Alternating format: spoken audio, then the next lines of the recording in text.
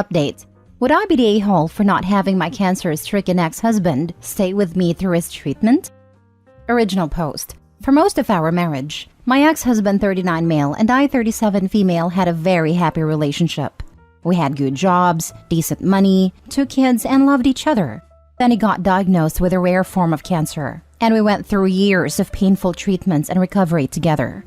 We moved to a small house to be close to the research center where he underwent treatment. His parents paid half of the down payment on the house. The other half was from our savings and investments. In the divorce, he gave me the house and took all of his medical debt. We have been divorced a year, but now his cancer has come back, and he needs treatment again at the same research hospital. He wants to stay in what is now my house while undergoing treatment, and his parents expected me to house him and look after him because he was generous in letting me have the house without taking his rightful share from the equity. When we were married and he was undergoing treatment, it was new stuff that was expensive and also very physically draining on him. We were lucky that both our jobs were supportive and flexible, but with his health issues, little kids, and expenses, we had to downgrade our lifestyle a lot. That, plus the physical changes in his body, made him very depressed, and whenever he felt a bit better, he'd go stay in his hometown. It's a small town where most of his family and a lot of his childhood friends live.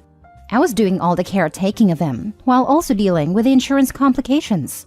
I was also managing the kids, the entire household, and my full-time job. We had help from friends and neighbors, but it was very hard.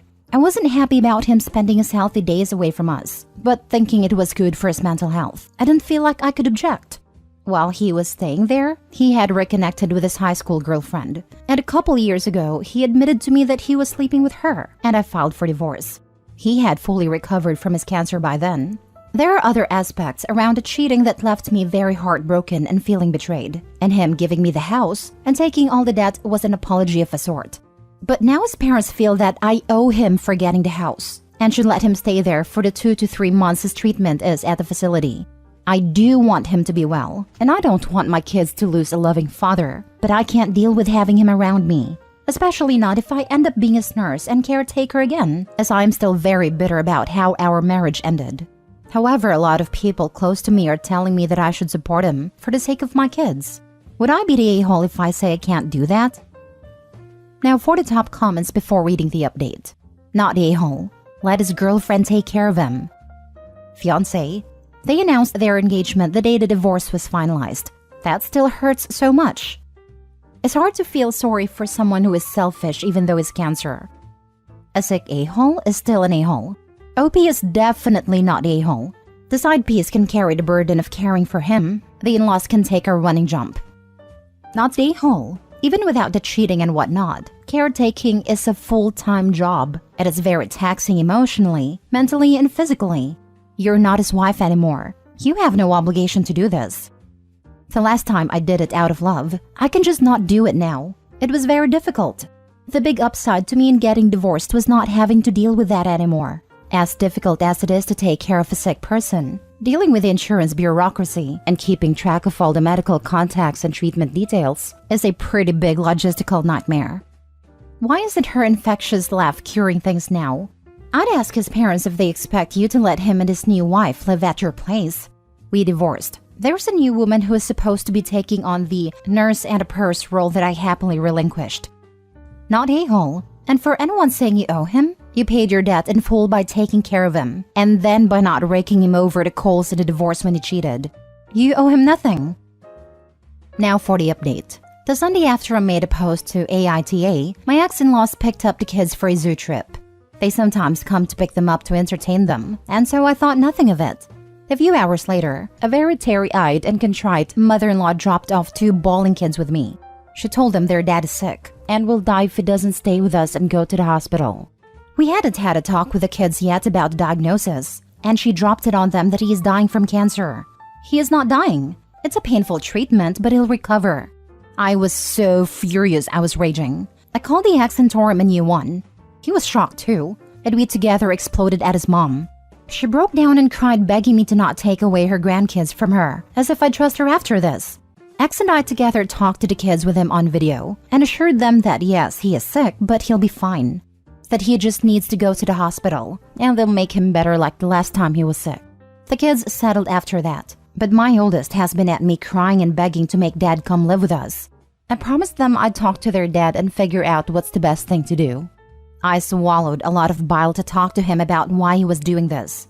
We had a pretty long and detailed discussion. The bottom line is that he's broke. He still has a decent job, but his credit is ruined. He has a lot of debt, and he stupidly got the cheapest insurance that barely covers anything. Fiancé is no help either, as she's worse off financially. So he needs a place to stay as he can't afford this otherwise. His parents are funding some of his medical payments and are already stretched. He was financially all right when we broke up, so I have no idea what happened in such a short time. Anyway, X and his girlfriend moved into my daughter's room. My daughter happily gave it up to her dad and is sharing her little brother's room. Both kids are over the moon happy to have their dad in their home. My daughter keeps checking on him every few minutes to make sure he's still okay. Mother-in-law traumatized my kid, and I'll never forgive that woman for this. I let the girlfriend move in with him because I was too angry to care about who came to look after him as long as it wasn't me. I didn't know how I could bear having her in my home, but it appears to be more misery for her than me, and that strangely makes it more tolerable for me. She is teary-eyed and crying all the time. It's only been 3 days, but I am so annoyed I want to shake her and tell her to pull it together. The current treatment plan is for 3 months and I am counting down the days. I am thankful for the many people who gave me great advice in my last post. I wasn't expecting things to go this way, but they played me by manipulating my kids. I'll slowly pull myself and the kids away and move, but for now, I have to deal with this for my kids' sake. Update 2. I was trying to make this update more than a week ago. So to add to that, X's treatment is coming along nicely. The tumors that grew again are much smaller than before, and the new stuff that they're giving him is more directed to so he's not having as many bad symptoms as he had last time. I had promised myself I would do nothing to help, and I stayed away from both X and his fiancée. But I did end up helping him deal with insurance. His fiancée has the personality of a wet noodle and cries all the time, and it was easier for me to do it than deal with her struggling. X is polite enough to me, but his personality has changed. He's a different person and not very nice towards his fiancée. I didn't expect to, but I feel sorry for her. Oh no, I am so sorry you're in this situation. He isn't very nice to her because the honeymoon period is over. Life got real with his sickness, and he's comparing his life that was comfortable, with a loving wife who was his rock, his loving children and medical insurance, versus having to beg your ex-wife to house you and your broke girlfriend. His life sucks now, and he blames the girlfriend rather than his actions. You are in this situation now, but please, please, please, take advantage to show him what he lost. Not to get him back, you can definitely do better, but my petty side wants out because of the situation you have been forced into. Petty recommendations that won't hurt your kids. 1. Cook his absolute favorite, most delicious smelling dinner. Don't cook them any. 2. If his birthday or Father's Day whilst he's with you, go to town to get the kids to celebrate him. His favorite thing, everything from the time he was living with you. Then give him your most special home-cooked meal or baked goods for dinner. The kids enjoy spoiling their dad, and he gets a reminder of what he lost. 3. Ask if the girlfriend can look after the kids for day your ex doesn't have treatment. Then go out on a date looking $1,000,000. If you don't date, they don't need to know that. Just go out with girlfriends. If you do date, don't come home that night. 4. Keep the house perfect. Warm, welcoming, smelling great. Maybe decorate a room or two whilst he is there. Remind him of the home he left. 5. If you can afford a holiday with the kids, leave some printouts of holiday info you plan to book in the communal areas. Plan a fun family holiday that he isn't invited to anymore. 6. If he looks unwell, just keep asking him if you would like me to get girlfriend for you. You look like you could use some help. Let me get girlfriend to help you. Don't think the level of care he got from you will compare to the care crying girlfriend provides. And overall, remain classy, which frankly I think is your standard behavior mode. When your kids work out he cheated and hurt you, because as they get older, the time frame of the relationship will naturally raise questions. They will remember that you took him and his affair partner in when he was sick, and you did so for them. Just please do not under any circumstances care for him. If he is really bad, take the kids and go stay at your family house. Don't let him drag you back into the darkest years of your life. I've done number 3 2 times already. I haven't dated yet since the divorce. I want to, but online dating scares me and my social life involves around my kids. I am pretending to have plans, just so I am dressed and out and feel good about myself. I didn't leave the kids with them though. I managed to arrange a sleepover for kids with their friends on those nights. I have been amazed by how much love and support my kids and I are receiving from our neighbors and friends. I told a few close people what's going on, and I suppose most people now know. I have received a lot of offers to help. People can be kind. We got invited to a camping trip on Easter weekend and I'm taking kids to that. Ex-mother-in-law was making noises about having the kids over, but I've shut that down. I would never trust ex-mother-in-law with the kids ever. Like never again. And I have a hard talk with the kids about manipulation, because that is exactly what she did. Weaponized the kids and their love for their dad to get what she wanted. Yes, my blood still boils about that. I never talk bad about ex to kids, but I talk to them about what their grandmother did was wrong, and they understand that to some extent. Last story. Am I the a-hole for telling my sister-in-law I don't need her parenting advice, as she clearly doesn't know what she's doing? I, 36 female, have a beautiful baby boy, 10 months old, who was christened last Saturday. My twin-oldest wife, 41 female, flew in for the christening with my nieces, 7 and 5 female. They live in another state, and I paid for their flights because they live with a modest income and she is a stay-at-home mom. The day of the christening when they arrived, my son was crying, and we tried his usual self-soothing techniques, but he wouldn't stop. My sister-in-law said we should just give him his pacifier. I told her we don't use pacifiers and he's never tried one. Over the next few days, it was a similar rodeo. Baby cry and we would use self-soothing techniques, and sister-in-law would mention how pacifiers would soothe him. Well, after the christening, upon her suggestion once again to give my crying son a pacifier, I snapped. And in a room full of friends and family, I said, I would never take parenting advice from a 41-year-old woman that still lives on her parents' property, cannot hold down a job so she's a stay-at-home mom, that my retired parents have to send money every month to help them make ends meet, and whose 5-year-old still uses a pacifier to soothe herself and proudly shows them off. A 5-year-old whose mouth is so jagged and ruined that she and my brother will probably have to ask me and my husband for money for orthodontics care because they can't afford it. That she's a prime example of what not to do in raising kids.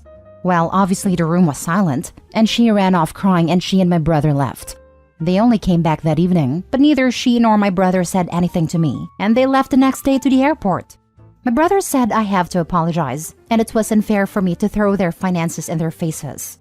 While I apologized for that, said I would not apologize for telling her the fact about my niece's situation. And I told him that on multiple occasions both I and my husband, a pediatrician, have warned them about the negative effects of a pacifier on a child.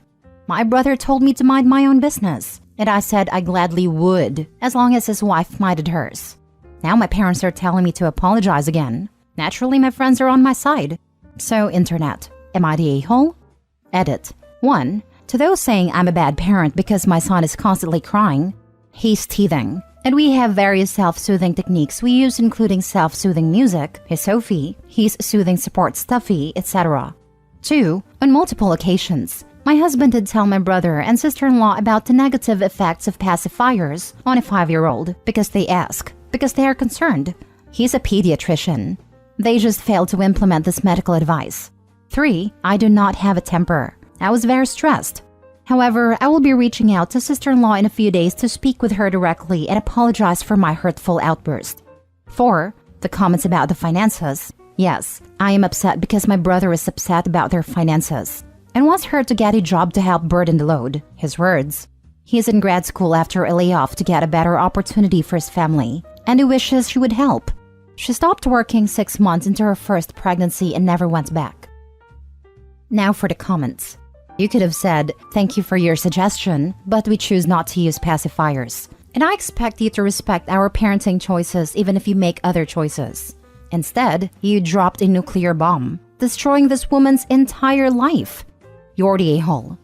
Frankly, no apology is ever going to repair that kind of contemptuous string of insults. If you intended to sever that relationship, mission accomplished. OP, you used a nuclear bomb to kill a fly. You're the a-hole. Yeah. Giant, you're the a-hole. Holy smokes, you went nuclear. There was a better way to handle that undoubtedly. I googled all the pacifier stuff, and I get your concerns. But yeah, still doesn't excuse your outburst. Wow. I know. I was just so stressed with the christening, and her comments were just so annoying and constant. I snapped and I did go nuclear. I feel a bit bad for embarrassing her and myself. Just a bit? I just reread what you said to her. And man, wow. I can't believe you said all that. That was so out of bounds in every way. I don't know what you can do to ever repair that relationship. An apology isn't going to fix this. If I was her, I'd never speak to you again. And frankly, I wish you did. I want to see your side here, but geez. You're the a-hole. Everyone has their own parenting styles. Theirs might not be for you, but you went in so hard and so deep. Almost as if this isn't about a pacifier at all. It's not. I'm annoyed she doesn't get a job and help my brother contribute to the household. It's unfair for my retired parents and me on occasion to have to send them money when she refuses to work and then gives me parenting suggestions? Yeah, no. So in other words, you just don't like her. There are many stay-at-home parents who contribute in other ways than monetarily, and parents that are in poverty. That doesn't make them bad parents. You're the a-hole majorly. I do like her, but I don't like her expensive taste, like Montessori and private school that she and my brother can't afford, but she insists on, and we have to fund it. My parents, hers, etc. This isn't about poverty, it's about being too lazy to contribute to wanting things for your kids that you can't afford, and not working and expecting money to be given to you when you ask. Stop funding their lifestyle. It makes you the problem for enabling their behavior. I don't give my kids pacifiers either, and I raise 4. I believe they get addicted and it's hard to get them off, and it can be detrimental to the teeth. But you definitely went too far because you have been enabling her behavior as well.